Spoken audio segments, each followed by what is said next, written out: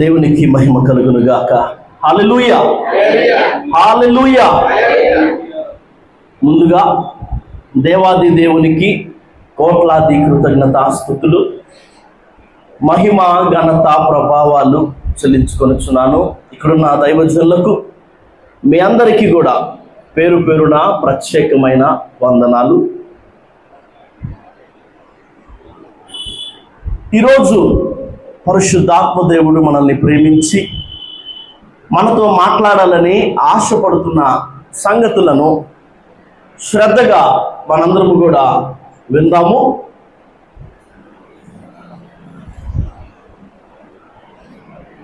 క్రైస్తవ భక్తి సాధనలో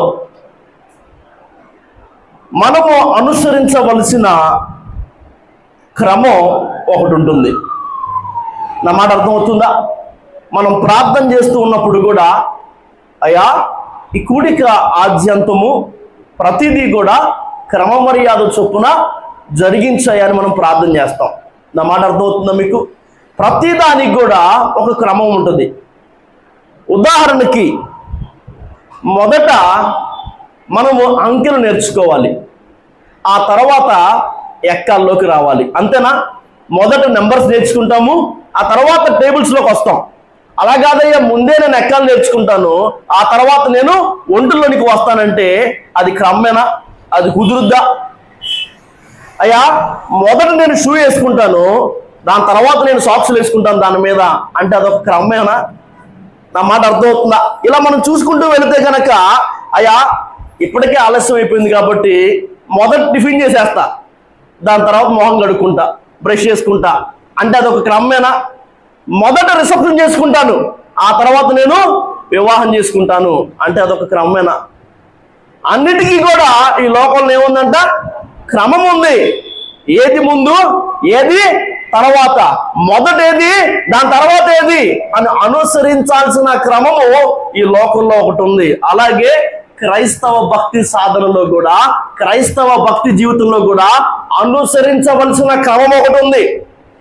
మొదట ఏది, దాని తర్వాత ఏది, ముందేం చేయాలి, ఆ తర్వాత ఏం చేయాలి అన్న ఒక క్రమాన్ని ఈ రాత్రి పరిశుద్ధాత్మ దేవుని సహాయంతో ఈ వర్తమానం ద్వారంగా మనందరం కూడా తెలుసుకుందాము, నేర్చుకుందాము. అందుకుగాను ఈరోజు ఈ వర్తమానానికి మనం ఒక టైటిల్ పెట్టుకోవాల్సి వస్తే, ఈరోజు మన వాక్యాంశము, ఈరోజు ఈ వర్తమానానికి టైటిల్ ఏందయ్యా అంటే గనక మొదట ఏది క్వశ్చన్ మార్క్. ఈరోజు మన టైటిల్ ఏంటంట? మొదట ఏది. క్రైస్తవ భక్తి సాధనలో, క్రైస్తవ భక్తి జీవితంలో మనం అనుసరించవలసిన క్రమము ఏంటి? మొదట ఏంటి, తర్వాత ఏంటి, మొదట ఏం చేయాలి, తర్వాత ఏం చేయాలన్న క్రమాన్ని ఈ రాత్రి మనందరం కూడా నేర్చుకుందాము. అందుగాను లేఖనాల నుంచి మనము కొన్ని మాటలు చూద్దాము ఒకసారి. మత్తయి సువార్త 5వ అధ్యాయము 24వ వచనాన్ని చూద్దాం. అక్కడ బలిపీఠము ఎదుటనే నీ అర్పణము విడిచిపెట్టి మొదట వెళ్ళి నీ సహోదరునితో సమాధానపడుము, అటు తరువాత వచ్చి నీ అర్పణము అర్పింపు. మళ్ళా చూద్దాం ఒకసారి. అక్కడ బలిపీఠమును ఎదుటనే నీ అర్పణాన్ని విడిచిపెట్టి మొదట వెళ్ళి నీ సహోదరునితో సమాధానపడుము, అటు తరువాత వచ్చి నీ అర్పణను అర్పింపుము. నువ్వు బలిపీఠం వద్ద అర్పణము అర్పించుచుండగా నీ మీద నీ సహోదరునికి విరోధం ఏమైనా కలదని అక్కడ నీకు జ్ఞాపకం వస్తే, అక్కడే నీ అర్పణని పక్కన పెట్టి విడిచిపెట్టి మొదట వెళ్ళి నీ సహోదరునితో నువ్వేం చేయాలి? సమాధానపడి అటు తర్వాత వచ్చి నువ్వు నీ అర్పణను ఏం చేయాలి? అర్పించు. మొదట ఏది అన్న ఈ వర్తమానంలో ఇప్పుడు మనం చదువుకున్న ఈ మాటలో మనకి 2 విషయాలు, 2 సంగతులు, 2 పదాలు కనిపించాయి. అవేందయ్యా అంటే గనక మొదటిది అర్పణ, రెండవది సమాధానం. ఈ రెండిట్లో మొదటిది సమాధానమే అని దేవాది దేవుడు మాట్లాడుతున్నాడు. సందర్భం వచ్చింది కాబట్టి అర్పణలను గురించి కూడా ఖచ్చితంగా మనము ధ్యానించాలి. ఎందుకో తెలుసా? అర్పణలను అర్పించమని చెప్తుంది యాజకుడు కాదు. అర్పణలను అర్పించాలని చెప్తుంది ఒక మామూలు సాదాసీదా దైవ సేవకుడు కాదు. అర్పణలు అర్పించాలని చెప్పింది ఎవరు? దేవుడు. వాటిని మీరు అర్పిస్తే ఆశీర్వదిస్తానని చెప్పింది కూడా ఆయనే. లేఖనాల్లో పలు రకాలైన అర్పణల గురించిన ప్రస్తావన ఉంది. లేఖనములలో పలు రకాలైన అర్పణలు ఉన్నాయి. అయితే అందులో మొదటిది ఏంటంటే అంటే గనక ప్రథమ ఫలముల అర్పణ. మొదటిది ఏంటంట? ప్రథమ ఫలముల. సంఖ్యాకాండం 3వ అధ్యాయము 12వ వచనంలో, సంఖ్యాకాండం 3వ అధ్యాయము 12వ వచనంలో చదవండి. అదే అక్కడ ప్రతి తొలిచూలియు నాది అన్న మాట ఉందా లేదంట? అక్కడ ప్రతి తొలిచూలు కూడా ఎవరిదంట? దేవుడిది. అది పొలము పంటలోనైనా కానీ, అది మందల తొలిచూలలోనైనా కానీ, అది మొదటి సంతానమైనా కానీ, అది ఉద్యోగంలో మొదటి జీతమైనా కానీ, నీ రాబడి అంతటిలో నీకు దేవుడిచ్చిన అన్నింటిలో మొదటిది దేవుడిది. అది నువ్వు దేవునికి అర్పించాలి. అది ఒక రకమైన అర్పణ, ప్రథమ ఫలముల అర్పణ. రెండవ అర్పణ మనం చూస్తే గనక ప్రతిష్టార్పణ. రెండవ అర్పణ ఏంటంట? లేవియాకాండం 27వ అధ్యాయము 30వ వచనాన్ని చదివి సహాయం చేయండి.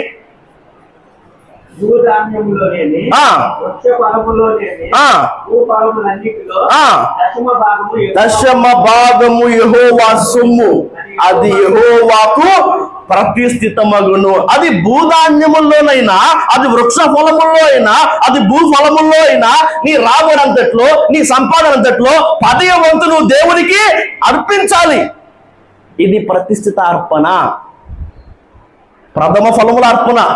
దేవుడు ప్రేమించి నీకేమిచ్చినా, నీకేం అనుగ్రహించినా, నువ్వేం అనుభవిస్తున్నా అందులో మొదటిది నువ్వు దేవునికి ఇవ్వాలి. ఇది ప్రథమ ఫలముల అర్పణ అయితే, రెండవది దశమ భాగము ప్రతిష్ఠిత అర్పణ.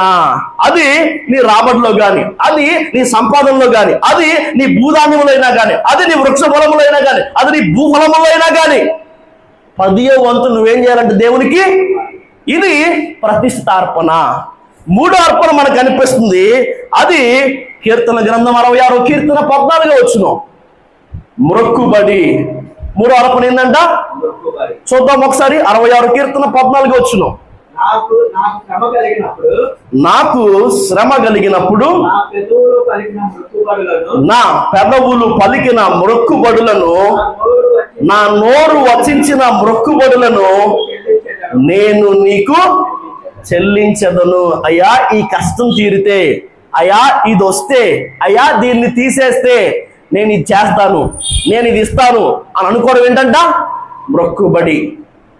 పెనిన నిందలు, పెనిన అవమానాలు, ఆ భారాన్ని మోయలేక ఏం చేస్తుందంట?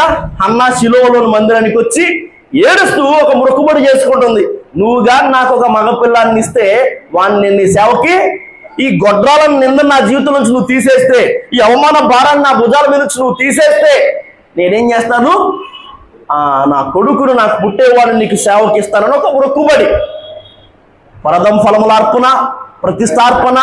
మూడవది ఒక మ్రొక్కుబడి. ఈ కష్టం పోతే, ఈ కన్నీరు తుడవబడితే, ఈ బిడలు పుడితే, ఈ వివాహం జరిగితే, ఆ ఇల్లు కట్టుకోగలిగితే, ఈ అద్భుతం చేస్తే, ఈ ఆశీర్వాదం అనుగ్రహిస్తే నేను ఇది ఇస్తాను, ఇది చేస్తాను అని మ్రొక్కుకున్న దానిని చెల్లించడము, అర్పించడము ఒక రకమైన అర్పణ. నాలుగవదిగా మనం చూడగలిగితే గనక నాలుగవది స్వేచ్ఛార్పణ. నాలుగవది ఏంటంట? ఇది నీ ఇష్టం, నీకున్న స్వేచ్ఛను బట్టి, నీ మనసులో నువ్వు నిర్ణయించుకున్న దాన్ని బట్టి ఇవాళ వద్దా అన్నది, ఎంత ఇవ్వాలా లేదా అన్నది నీ నిర్ణయానికి అది సంబంధించింది. ఇదేంటిదంట? స్వేచ్ఛార్పణ. తర్వాత కృతజ్ఞతార్పణ మనకి లేఖనంలో కనిపిస్తుంది. ఏంటిదంట? పొందిన మేళ్లను బట్టి, అనుగ్రహించబడిన ఆశీర్వాదములను బట్టి, దేవుడు చూపిన కృపలను బట్టి, ఆయన చేసిన అద్భుత ఆశ్చర్య కార్యములను బట్టి ఏం చేస్తావు? నువ్వు కృతజ్ఞతతో దేవునికి కానుకను, అర్పణను తీసుకురావడమే ఈ కృతజ్ఞత అర్పణ. పలు రకాలైన అర్పణల గురించి మనం చూసాం. ప్రథమ ఫలముల అర్పణ, ప్రతిష్టార్పణ, మొక్కుబడి, స్వేచ్ఛార్పణ, కృతజ్ఞతార్పణ, ఇలా ఈ అన్ని అర్పణల గురించి చెప్పింది, తెలియజేసింది, ఇవ్వమని అడిగింది దేవుడే. వాటిని ఇస్తే మిమ్మల్ని ఆశీర్వదిస్తానన్నది కూడా ఆయనే. చూద్దాం ఆ మాటలు కూడా. మలాకీ గ్రంథం 3వ అధ్యాయము 10-11 వచనాలు.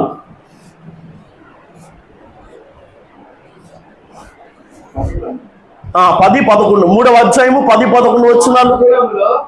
నా మందిరములో ఆహారము ఉండునట్లు 10వ భాగమంతయు మీరు నా మందిరపు నిధిలోనికి తీసుకొని రండి.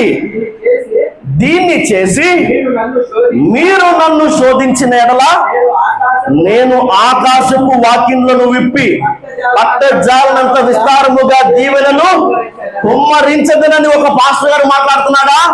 ఒక యాజకుడు చెప్తున్నాడా? సైన్యములకు అధిపతియగు యెహోవా సెలవిచ్చుచున్నాడు, మీ పంటను తినివేయు పురుగులను నేను గద్దించదును, అవి మీ భూమి పంటను నాశనము చేయవు, మీ ద్రాక్ష చెట్లు అకాల ఫలములను రాల్పత యుండునని సైన్యములకు అధిపతియగు యెహోవా సెలవిచ్చుచున్నాడు. మీరేం చేయాలి? దశమ భాగం అనే ప్రతిష్ఠితార్పణను మానక క్రమం తప్పకుండా ఆయన మందిరానికి మీరు తీసుకురాగలిగితే, అలా తీసుకొచ్చి అలా ప్రతిష్ఠితార్పణను ఆయనకి అర్పించి ఆయన ఏం చేయాలంట? శోధిస్తే, ఆయన ఏం చేయాలంట? అడిగితే ఆకాశపు వాక్కిళ్లను తెరచి పట్టజాలనంత విస్తారమైన దీవెనను నేనేం చేస్తాను? కుమ్మరిస్తాను. ఈ అర్పణను మీరు మానక క్రమం తప్పకుండా తీసుకొచ్చి ఈ ప్రతిష్టార్పణను మీరు క్రమం తప్పకుండా చెల్లించి నన్ను శోధిస్తే నేనేం చేస్తాను? ఆకాశపు వాక్యులను విప్పి పట్టజాలనంత విస్తారమైన దీవెనలు కుమ్మరిస్తాను. అంతేకాదు మీ పంటను తినివేయి పురుగులు నేను గద్దిస్తాను. ఇక మీదట అవి మీ పంటను పాడు చేయవు. అంతేకాదు ద్రాక్ష చెట్లు అకాల ఫలములను రాల్పవు. సామెతల గ్రంథం 3వ అధ్యాయము, సామెతల గ్రంథము 3వ అధ్యాయము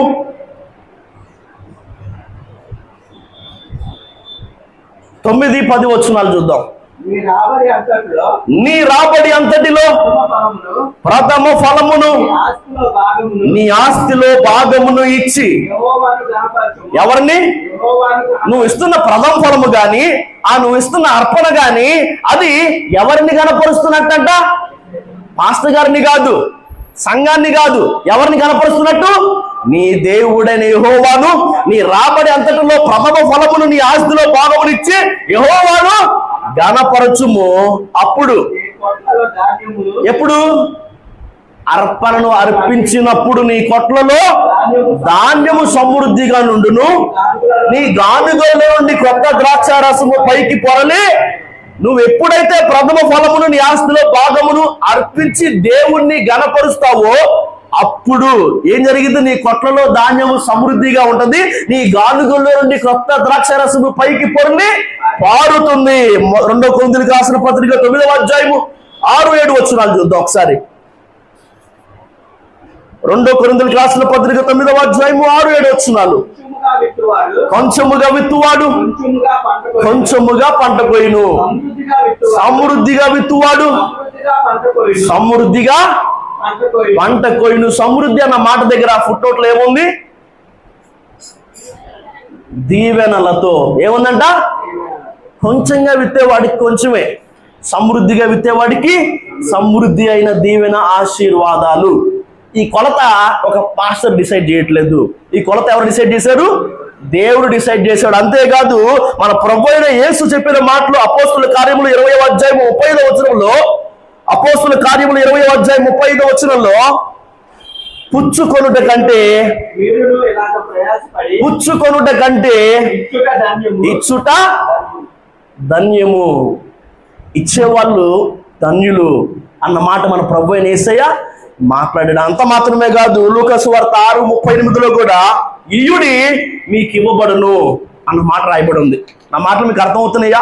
విస్తారమైన పట్టజాలంతో దీవులను కుమ్మరిస్తానని పంటను తినిపోయి పురుగులను గద్దిస్తాను, ద్రాక్ష చెట్లు అకాల ఫలములను రాల్పోవని, కొట్టలో ధాన్యం సమృద్ధిగా ఉంటుందని, గానుగులో నుంచి కొత్త ద్రాక్ష రసం పైకి పొరలి పారుతుందని. అంత మాత్రమే కాదు, అక్కడ రాయబడిన ఒక మాట ఇలా చూసాం కదా, 2 కొరింథీయులకు 9:6 చదివావు కదా, 7లో ఏముంది? కొంచెముగా విత్తువాడు కొంచెముగా పంట పోయిను, సమృద్ధిగా విత్తువాడు సమృద్ధిగా పంట పోయిను. దేవుడు ఉత్సాహముగా ఇచ్చువానిని దేవుడు ఉత్సాహముగా ఇచ్చేవాడిని సనుక్కుంటా బలవంతంగా ఇచ్చేవాడిని కాదు, కానీ దేవుడు ఉత్సాహంగా ఇచ్చేవాడిని ప్రేమిస్తాడన్న మాట ఉంది. ఉత్సాహంగా ఇచ్చేవాడిని దేవుడు ప్రేమిస్తాడని, ఎవడో ఒక ధన్యతని ఇస్తే ఆయన నీకు ఇస్తాడని, ఇలా ఎన్నో ఆశీర్వాదాలను అర్పణలు అర్పించడాన్ని బట్టి మనం పొందుకుంటాము. అర్పణలు అర్పించమని చెప్పింది దేవుడే. మీరు ఈ అర్పణలు అర్పిస్తే వాటిని నేను అంగీకరించి మిమ్మల్ని ఆశీర్వదిస్తానని చెప్పింది కూడా దేవుడే. అదే దేవుడు మాట్లాడుతున్న ఒక మాట ఏందయ్య అంటే కనుక, మళ్ళీ చూద్దామా, మత్తయి సువార్త 5వ అధ్యాయం 24 వచనం.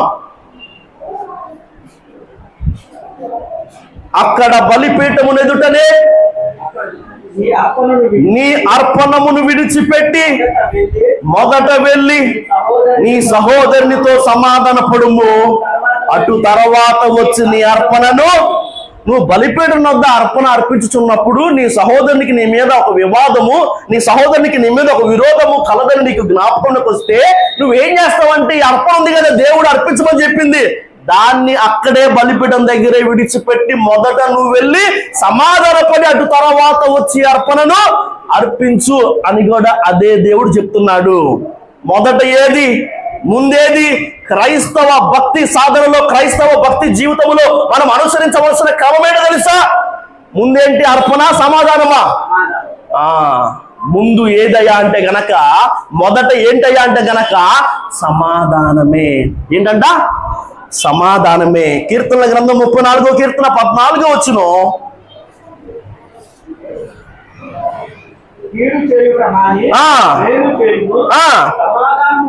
సమాధానాన్ని వెతికి నువ్వేం చేయాలి? దాన్ని వెంటాడాలి. వాళ్ళే వెతుక్కుంటూ నీకోసం రావడం కాదు, నువ్వే వాళ్ళతో సమాధాన పడడం కోసం మార్గాలను వెతకాలి, వెంటాడాలి. అంతేకాదు, రోమిలికి రాసిన పత్రిక 12వ అధ్యాయం 18వ వచనంలో కూడా, సఖ్యమైతే మీ చేతనైనంత మట్టుకు సమస్త మనుషులతో సమాధానముగా ఉందా మాట? 12:18. సఖ్యమైతే మీ చేతనైనంత మట్టుకు మీ కులం వాళ్ళతోనే, మీ ఇంటి పేరటోళ్ళతోనే, మీ సంఘం వాళ్ళతోనే సమాధానంగా ఉండడం మాట ఉందా? సమస్త మనుషులతో సమాధానముగా ఉండండి. ఎందుకంటే దేవుడు సమాధానానికి ఇచ్చే ప్రాముఖ్యత, ప్రాధాన్యత అలాంటిది. మొదటేది? అర్పణ, సమాధానమా అంటే మొదట సమాధానమే. దేవుడు దానికి ఇస్తున్న విలువ అలాంటిది. అంతేకాదు, బలిపీఠం దగ్గర నువ్వు అర్పణ అర్పిస్తున్నప్పుడు నీ సహోదరునికి నీ మీద ఒక వివాదం ఉందని తెలిసినప్పుడు నువ్వేం చేస్తావంట? అర్పణ అక్కడే వదిలిపెట్టెళ్ళి అతనితో సమాధాన పడొచ్చి ఆ తర్వాత నువ్వు అర్పణ అర్పించని చెప్పిన ఆ దేవుడే లేఖనాల్లో కొన్ని మాటలు కూడా మాట్లాడి మనం చూస్తాం. ఉదాహరణకి, మీరు మీ సహోదరుల అపరాధములు క్షమించిన ఎడల మీ పరలోకపు తండ్రి మీ అపరాధములను క్షమిస్తాడు. మీరు క్షమించకపోతే ఆయన కూడా మీ తప్పులు పాపాలు క్షమించడు అన్నమాట రాయబడి ఉంది. సహోదరునితో మనం సమాధానం కలిగి లేకపోతే, సహోదరుని మనం క్షమించలేకపోతే ఆయన కూడా మనల్ని అర్పణ అక్కడ పెట్టి ఫస్ట్ ఏం చేస్తా? సమాధానపడు. విననేరక ఉండినట్లు ఆయన చెవులు మందం కాలేదు, రక్షింప నేరకుడినట్లు ఆయన హస్తములు కొరచగాలేదు, కానీ మీ పాపాలే మీకు మీ దేవునికి మధ్య అడ్డుగా. ఇంకేం పాపమయ్యా, అంతా బాగానే ఉంది కదా, అన్ని వదిలేసి బాగానే తిరుగుతున్నాను కదా అంటే నీకు ఒకటి తక్కువగా ఉంది. నీకేముందంటే ఒకటి, అదే సమాధానం. నా మాట అర్థమవుతుందా? సహోదరులు కలిసి జీవిస్తే లేదా సహోదరులు ఐక్యత కలిగి ఉంటే ఎంత మేలు, ఎంత మనోహరము, ఆశీర్వాదము, శాశ్వత జీవము అక్కడ ఉండవలనని యెహోవా సెలవిచ్చునన్న మాట ఉంది. ఎక్కడైతే ఐక్యత ఉందో, ఎక్కడైతే సమాధానం ఉందో, దేవుడు అక్కడ ఆశీర్వాదం, శాశ్వత జీవం ఉండాలని సెలవిచ్చేశాడంట. ఆయన ఆల్రెడీ మాట్లాడేశాడంట. ఆశీర్వదించబడాలన్నా కానీ, శాశ్వత జీవాన్ని నువ్వు అనుభవించాలన్నా కానీ నువ్వేం చేయాలి? సమాధానము, ఐక్యత కలిగి ఉండాలి. సమాధానాన్ని నువ్వు వెదకి వెంటాడాలి. అంతేకాదు, లేఖనాలు కొన్ని మాటలు కూడా మనకి ఇంకా కనిపిస్తాయి. ఎవడైతే సహోదరుని ద్వేషిస్తాడో, ఎవడైతే సహోదరుని ద్రోహి అంటాడో వాడు ఒక నరహంతకుడని, వాడికి పరలోక రాజ్యములో పాలు లేదని. ఏంది? సమాధానం లేకపోతే అర్పణ దేవుడు అంగీకరించట్లా, సమాధానం లేకపోతే పాపాలు దేవుడు క్షమించట్లా, సమాధానం లేకపోతే మన ప్రార్థన దేవుడు సన్నిధికి వెళ్ళట్లా, సమాధానం లేకపోతే మన పరలోక రాజ్యాన్ని చేరుకోలేకపోతున్నాం. మొదటేదంట సమాధానమే. ఈ మాటలు మనం బాగా అర్థం చేసుకోవాలి. మొదట క్రైస్తవ భక్తి జీవితంలో, క్రైస్తవ భక్తి సాధనలో మొదట మనకు ఉండాల్సింది అర్పణ, సమాధానం. అంటే గనక ఏంటంట? సమాధానమే. మొదట నువ్వు దేవునితో సమాధానం కలిగిన వాడిగా ఉండాలి. యెషయా గ్రంథం 1వ అధ్యాయం 18వ వచనం. యెషయా గ్రంథం 1వ అధ్యాయం 18వ వచనం.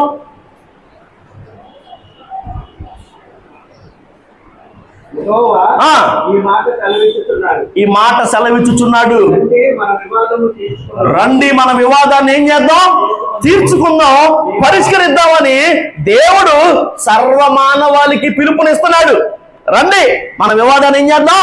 తీర్చుకుందామని. ఏంటి దేవునికి మానవునికి మధ్య ఉన్న వివాదం అంటే గనక ఏంటంట? అది పాపము. ఏంటి ఆ వివాదము? దేవునికి మనకి మధ్య ఉన్న వివాదం ఏందయ్యా అంటే పాపం. దాన్ని పరిష్కరించుకుందాం రండి అని దేవుడు పిలుపునిస్తున్నాడు. ఎలాగా ఈ వివాదం పరిష్కరించబడిద్ది? ఎలాగా మానవుడు దేవుడితో సమాధానం కలిగి జీవిస్తాడు? రోమిలకు రాసిన పత్రిక 5వ అధ్యాయం 1వ వచనం. రోమ 5:1.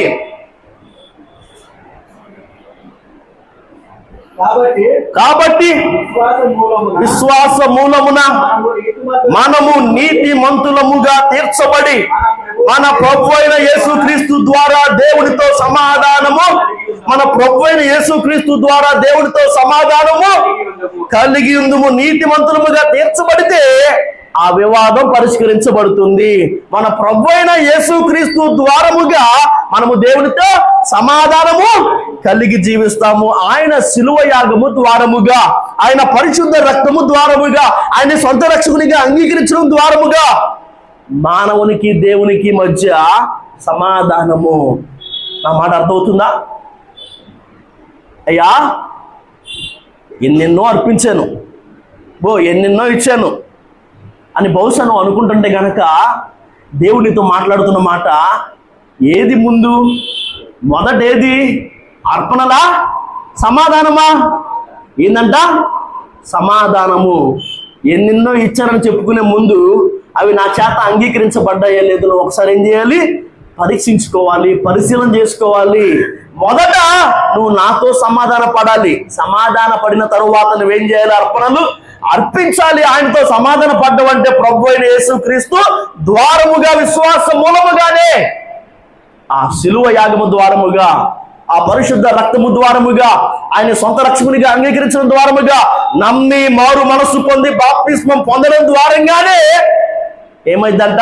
దేవునికి నీకు మధ్య ఉన్న వివాదం పరిష్కరించబడుతుంది. నీకు దేవునికి మధ్య సమాధానం నెలకొల్పబడుతుంది. మొదట సమాధానమే ముందది, ఆ తర్వాత అర్పణ. దేవుడితో సమాధాన పడ్డాని గురించి మనం విన్నాం కదా. అటు తర్వాత అక్కడ రాయబడిన మాటలు ఏముందంటే గనక, సహోదరునికి, నీ తోటి వాళ్ళు, నీ చెల్లి కానీ, నీ అక్క కానీ, మీ అమ్మ కానీ, మీ నాన్న కానీ, మీ తమ్ముడు కానీ, మీ అన్న కానీ, మీ ఇంటి పక్కనోడు కానీ, ఈ సంఘంలో ఇంకోటి కానీ, నువ్వేం చేయాలి? శక్యమైనంత వరకు, సాధ్యమైనంత వరకు సమాధానాన్ని కలిగి ఉండడానికి నువ్వు ప్రయాసపడాలి. శక్తికి మించి నువ్వు ప్రయాసపడాలి, వెంటాడాలి, వెదకాలి. ఎందుకంటే ఏది ముందు? అర్పణ, సమాధానమా? సమాధానము. అది మొదట ఏది అనే వర్తమానములో మనం విన్న సంగతి ఏందయ్యా అంటే గనక, మొదటేది అర్పణ, సమాధానం అంటే మొదట సమాధానమే. ఆత్మ ఫలములలో ఒకటి సమాధానము. కొన్ని రోజుల ముందు కూడా మనం విన్నాం. ఏందయ్యా అంటే గనక, యవ్వన కాలములో కాడి మోయట నరునికి మేలు, దాన్ని వాడి భుజముల మీద మోపింది దేవుడే. అయితే ఆ భుజం మీద ఉన్న భారము దేవుని రాజ్య భారము అని కూడా మనం విన్నాము. దేవుని రాజ్యము ఆ భోజనమును పానమును కాదు కానీ రోమా 14:17 ప్రకారముగా దేవుని రాజ్యము నీతియు సమాధానమును పరిశుద్ధాత్మ యందలి ఆనందమునే ఉన్నది. ఎవరైతే దేవుని రాజ్యం అన్న కాడిని మోస్తున్నారో వారందరూ కూడా కనబరచవలసిన ఒక సంగతి సమాధానము. ఆత్మ ఫలములు ఫలిస్తున్నాను అని చెప్పుకుంటున్న ప్రతి ఒక్కరు కూడా కనబరచవలసిన ఫలించవలసిన ఒక ఫలము సమాధానం. సమాధానమే ముందు, అటు తర్వాత అర్పణ. రెండో సంగతి, రెండో విషయం, మొదట ఏది అనే వర్తమానములో మత్తయి సువార్త 6వ అధ్యాయము 33 వచనాన్ని ఒకసారి చూద్దామా. కాబట్టి మీరు ఆయన రాజ్యమును నీతిని మొదట వెతుకుడి, అప్పుడు అవన్నీ మీకు అనుగ్రహింపబడును. పైన ఏం మాట ఉంది? అవన్నీ అంటే ఇవన్నీ మీకు కావాలని మీ పరలోకపు తండ్రికి తెలియను. మత్తయి సువార్త 6వ అధ్యాయం 33వ వచనంలో, కాబట్టి మీరు ఆయన రాజ్యమును నీతిని మొదట వెతకండి, అప్పుడు అవన్నీ మీకు అనుగ్రహించబడిన మాట రాయబడి ఉంది. మొదట ఆయన రాజ్యాన్ని నీతిని వెతకండి, తరువాత అవన్నీ మీకు అనుగ్రహించబడతాయి. అవన్నీ ఏంటయ్యా అంటే గనక మీకేం అవసరమో అది, మీకేం అక్కడికి ఉన్నాయో అవి. అర్థమవుతున్న మాట? మొదటేది? మొదట దేవుని రాజ్యమా మన అవసరతలా? మొదట దేవుని రాజ్య భారమా, లేదా మొదటిది దేవుని రాజ్య విషయమైన ప్రయాస, లేదా నీ అవసరతలా? చెప్పాలి. దేవుని రాజ్య విషయమైన ప్రయాస. అందుకే సారేపత్తులో ఉన్న ఒక విధవరాలు ఏం చేసిందంట, అయ్యా మొదట నేను ఒక అప్పాన్ని చేసుకుంటాను, తర్వాత నా కొడుకు కూడా ఇంకో అప్పాన్ని చేస్తాను, తర్వాత పిండేమైనా మిగిలుంటే దాన్ని ఏం చేస్తాను తెచ్చి నీకు అని చెప్పిందా? ఏం చేసింది మరి? మొదట ఒక అప్పాన్ని దైవజనునికి ఇచ్చింది. నా ఆకలి తీరకపోయినా, నేను నా కొడుకులు పస్తు ఉండాల్సి వచ్చినా, మా అవసరతలు తీర్చబడకపోయినా గాని ముందు దైవజనునికి అప్పాన్ని ఇస్తాను. దేవుడి రాజ్య భారాన్ని మోస్తున్నవాడు, దేవుడి రాజ్య వ్యాప్తిలో ప్రయాసపడుతున్నవాడు ఈయన తింటే, ఈయన బ్రతుకుంటే దేవుని పని జరుగుతుంది. నేను తింటే ఏంటి, తినకపోతే ఏంటి, మా ఆకలి తీర్చబడితే ఏంటి, తీర్చబడకపోతే ఏంటి, మేము ఉంటే ఏంటి, లేకపోతే ఏంటి. ఆమెకి ఏందంట, ఆమె ఆలోచన ఏందంట, మొదట ఆమె అవసరతల దేవుని రాజ్యమా? నా మాట అర్థమవుతుందా? మొదట ఆమె అవసరతలు చూసుకుందా, లేదా దేవుని రాజ్య వ్యాప్తి, దేవుని రాజ్య భారము, దేవుని రాజ్యము కట్టబడాలన్న ఆలోచన కలిగి ఉందా? దేవుని రాజ్యం కట్టబడాలన్న ఒక ప్రయాసే, దేవుని రాజ్యం కట్టబడాలన్న ఒక ఆశ, ఆసక్తే ఆమెలో ఉంది. అందుకే చదవబడిన మాటలు ఏముంది? మొదట ఆయన నీతిని రాజ్యాన్ని మీరు వెతికితే ఆ తర్వాత అవన్నీ మీకేం కావాలో అవన్నీ కూడా అనుగ్రహించబడతాయి. సారేపత్తు విధవరాలికి ఉన్న ఒక ఆలోచన, ఒక ఆశ ఏందయ్యా అంటే గనక, మొదట నా కడుపు నింపుకోవడం కాదు, మొదట నా అవసరతలు తీర్చుకోవడం కాదు, మొదట నేను తిని తృప్తి పొందడం కాదు, నాకు లేకపోయినా పర్లా, నేను తినకపోయినా పర్లా, నేను బతుకుండకపోయినా పర్లా, నా బిడ్డ బతకపోయినా పర్లేదు, కానీ ఒక దైవజనుడు బతకాలి. అనేకులను అతడు ఏం చేస్తాడు? బతికిస్తాడు. దేవుని రాజ్య భారాన్ని మోస్తున్నవాడు, దేవుని రాజ్య వ్యాప్తిలో ప్రయాసపడుతున్నవాడు అందరూ ఉండాలి అని అనుకుంది. కాబట్టి మొదట అప్పాన్ని చేసి దైవజనునికి ఇచ్చింది. ఆ తర్వాత 3.5 సంవత్సరాలు కరువు కాలములో రాజులు, గనులు, అధికారులు, భాగ్యవంతులు పస్తులు ఉన్నారు కానీ కడుపు మాడి చచ్చారు. కానీ ఈ కుటుంబం మాత్రం, ఈ తల్లి మాత్రం, తన బిడ్డ మాత్రం పోషింపబడుతూనే ఉన్నారు. మొదట ఏంటంట? మొదట నీ అవసరతలా, లేదా దేవుని రాజ్య భారమా? దేవుని రాజ్యం కొరకైనా ప్రయాస. ఏంటి? మొదట దేవుని రాజ్యము కొరకైనా ప్రయాసే, దేవుని రాజ్య భారమే. మూడవ సంగతి మనం చూస్తే గనుక మత్తయి సువార్త 7వ అధ్యాయము, మత్తయి సువార్త 7వ అధ్యాయము 4-5 వచనాలు. నీ కంటిలో దూలముండగా నీవు నీ సహోదరుని చూచి నీ కంటిలోనున్న నలుసుని తీసివేయనిమ్మని చెప్పనేలా వేషధారి, మొదట నీ కంటిలో ఉన్న దూలమును తీసివేసుకునుము, అప్పుడు నీ సహోదరుని కంటిలో ఉన్న నలుసు తీసివేయటకు నీకు తేటగా. నీ కంటిలో ఏముందంటే దూలం. దూలం తెలుసుగా, పాత ఇళ్లలో ఈ బారు నుంచి ఆ బారు దాకా ఉంటుంది, ఆ చివరి దాకా. నీ కంట్లో ఏమో దూలం ఉంది. ఎదురోడి కంట్లో ఏముంది? నలుసుందంట. నువ్వు దాన్ని తీసుకోవట్లేదు, కానీ పాపం ఆడి కంట్లో నలుసుంది దానికి మాత్రం తెగ ఆరాట పడిపోతున్నావు, తెగ తాపత్రయపడుతున్నావు, తెగ ప్రయాసపడిపోతున్నావు. వేషధారి, నువ్వు మొదట తీసుకోవాల్సింది ఎదురోడి కంట్లో నలుసు కాదు, నువ్వు మొదట చేయాల్సింది నీ కంట్లో దూలాలు. నువ్వు మొదట ఏదయ్యా అంటే కనుక మొదట వ్యక్తిగత శుద్ధీకరణ, విమర్శ. నా మాట మీకు అర్థమవుతుందా? మొదట ఆ స్వపరీక్ష, విమర్శ అంటే గనక మొదటేంటి? స్వపరీక్షే. మొదట వ్యక్తిగత శుద్ధీకరణే, తర్వాతే విమర్శ, తర్వాతే వేలెత్తి చూపించడం. అక్కడ రాయబడిన మాట ఏముంది? మొదట నీ కంటిలోని దూలాన్ని తీసుకొని అప్పుడు నీ సహోదరుని కంటిలోని దూలాన్ని నలుసు నువ్వేం చేస్తావు? తీయతనంటలా. కానీ మొదట నువ్వేం చేయాలి? స్వపరీక్ష చేసుకోవాలి. మొదట నువ్వేం చేయాలి? నీ కంట్లో ఉన్న దూలాన్ని తీసుకోవాలి. మొదట నువ్వేం చేయాలి? వ్యక్తిగత శుద్ధీకరణకు ప్రాముఖ్యతనివ్వాలి. నిన్ను నువ్వు కడుక్కో, ఆ తర్వాత వేలెత్తి చూపించు, ఆ తర్వాత విమర్శ చేయి. ఒకనొక రోజు ప్రభువైన యేసుక్రీస్తు వారిని తన ఇంటికి భోజనానికి రమ్మని పరిసయ్యుడైన సీమోను ఆహ్వానించాడంట. ఈ సంగతులన్నీ లూకా సువార్త 7వ అధ్యాయం 36 నుంచి మనకు కనిపిస్తాయి. యేసుక్రీస్తు ప్రభుల వారు అదే రీతిగా భోజనానికి అతని ఇంటికి వెళితే పాపాత్మురాలు అయిన ఒక స్త్రీ అక్కడికి వచ్చిందంట. వచ్చి కన్నీళ్లతో ఆయన పాదాలు కడుగుతుంది, తల వెంట్రుకలతో ఆయన పాదాలు తుడుస్తుంది. వచ్చినప్పటి నుంచి మానక ఆయన పాదాలు ముద్దాడుతుంది. మిక్కిలి విలువ కలిగిన అచ్చ జటా మాంసి అత్తరు బుడ్డిని పగలగొట్టి ఆయన పాదాలకు పూసింది. ఈ సంగతి అంతా కూడా ఆహ్వానించిన ఆ ఇంటి యజమాని, ఇంటి ఓనర్ అయిన పరిసయ్యుడైన సీమోను చూసి మనసులో అనుకున్నాడంట, ఆయన ఒక ప్రవక్త కదా, ఆయన్ని ముట్టుకుంటున్నా, ఆయన ముద్దు పెట్టుకున్న ఈ స్త్రీ ఎలాంటిదో ఆయనకు అర్థం కావట్లేదా? ఈమె ఎలాంటిది? ఈమె ఒక పాపాత్మురాలు, ఈమె ఆయన్ని ముట్టుకుంటుంది, ఆయన ఎందుకు ఈమెను ముట్టుకొని ఇస్తున్నాడు అని మనసులో అనుకుంటుంటే యేసుక్రీస్తు ప్రభువు వారు దాన్ని గ్రహించి, సీమోను నేను నీకు ఒక మాట చెప్పాలన్నాడంట. బోధకుడా చెప్పను అన్నాడంట. ఏం లేదు సీమోను, మనకు అర్థమయ్యే భాషలో అక్కడ దేనారాలు రాయబడి ఉన్నాయి. ఒక వ్యక్తి 500, ఇంకో వ్యక్తి 5 లక్షలు ఒక వ్యక్తికి అప్పున్నారు. ఇద్దరు అప్పున్న వాళ్ళు ఉన్నారు. ఒకడు 500, ఒకడు 5 లక్షలు. అప్పిచ్చిన వాడు ఒకడు ఉన్నాడు. వీళ్ళిద్దరూ కూడా ఏమి చేసి కూడా అప్పుని కట్టలేకపోతున్నారని చెప్పని ఆ సంగతి తెలుసుకొని ఈ వ్యక్తి ఆ అప్పు అంతటిని క్షమించాడు, ఆ రుణం అంతటిని మాఫీ చేశాడు. వీళ్ళిద్దరిలో ఈ వ్యక్తిని ఎక్కువగా ఎవడు ప్రేమిస్తాడని అడిగాడు. ఎవడు ప్రేమిస్తాడు? ఖచ్చితంగా ఎక్కువ అప్పు ఎవరికైతే మాఫీ అయిపోయిందో వాడే. అంతేనా కాదా? ఇప్పుడు 2 రకాల ప్రభుత్వాలు ఇక్కడ ఉన్నాయి, లేదా 3-4 రకాల పార్టీలు ఉన్నాయి. ప్రభుత్వాన్ని వాళ్ళు ఫామ్ చేస్తూ ఉన్నారు. ఒకరి అధికారంలో నీ గోల్డ్ లోన్ అంతా, నువ్వు పొలం తాకట్టు పెట్టి తీసుకున్న అప్పంతా, రుణం అంతా మాఫీ చేశారు అనుకో, నువ్వు నెక్స్ట్ ఓటు ఎవరికి వేస్తా? వాళ్ళకి. ఎందుకు? ఎక్కువ అప్పు రుణమాఫీ చేయబడింది కాబట్టి. అలాగే ఎక్కువ రుణము క్షమించబడింది కాబట్టి ఈ వ్యక్తి ఏం చేస్తాడు? ఆబ్వియస్ గా ఎక్కువగా ఈ వ్యక్తిని ప్రేమిస్తాడు. నువ్వు చెప్పింది నిజమే, ఈమె నన్ను విస్తారంగా ప్రేమించింది కాబట్టి ఈమె విస్తారమైన పాపాలు క్షమించబడ్డాయి. సీమోను, నీ ఇంటికి నన్ను ఆహ్వానించినప్పుడు నువ్వు నా పాదాలు కడుక్కోవడానికి నీళ్లు ఇవ్వలేదు, కానీ ఈమె ఏం చేసింది?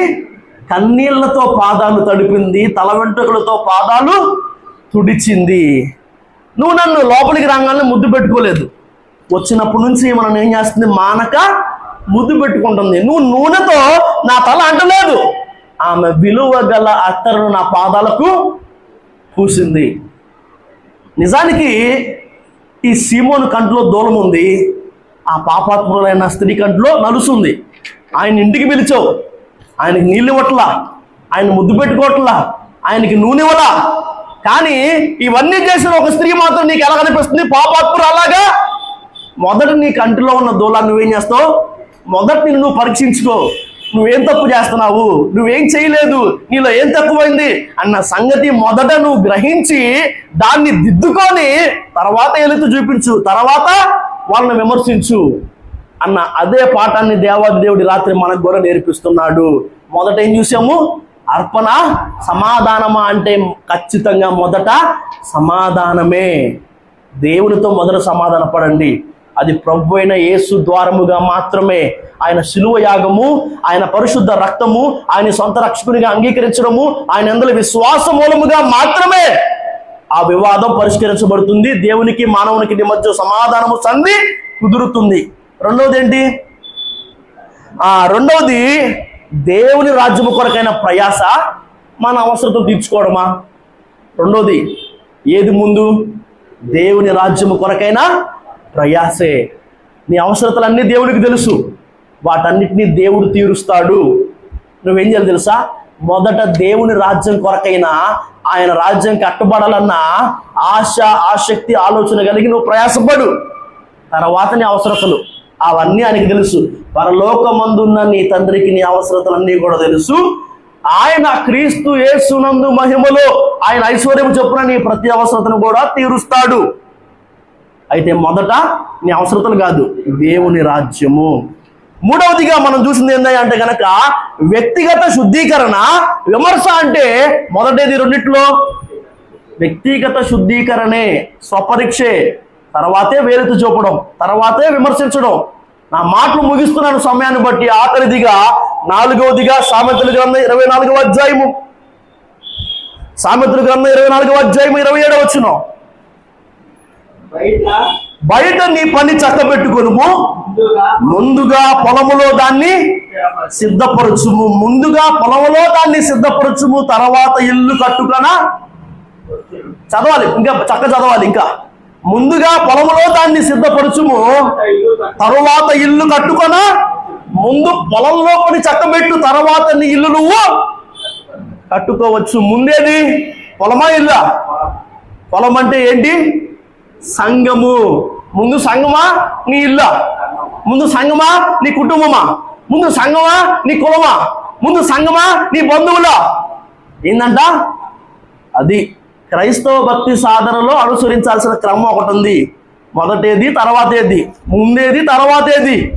ముందేదయ్యా అంటే గనక ఇంతవరకు మనం చూసిన వాటిల్లో అర్పణ, సమాధానం అంటే సమాధానము, దేవుడి రాజ్య విషయమైన ప్రయాస మన అవసరతలు అంటే దేవుడి రాజ్య విషయమైన ప్రయాసే, వ్యక్తిగత శుద్ధీకరణ, విమర్శన అంటే వ్యక్తిగత శుద్ధీకరణే. ఆఖరిదిగా సంఘమా కుటుంబమా అంటే గనక ఏంది? మొదట పొలాన్ని ఏం చేయాలి? పొలంలో పని ఏం చేయాలి? చక్కబెట్టు. సంఘంలో మనకున్న బాధ్యతలు ఏంటి? సంఘం విషయమై మనం పడాల్సిన ప్రయాస ఏంటి? సంఘంలో మన పాత్ర ఏంటి? దానికి పూర్తి న్యాయం చేయి మొదట. ఆ తర్వాత నీ బంధువులు, ఆ తర్వాత నీ కుటుంబం, ఆ తర్వాత నీ వాళ్ళు. అర్థమవుతుందా?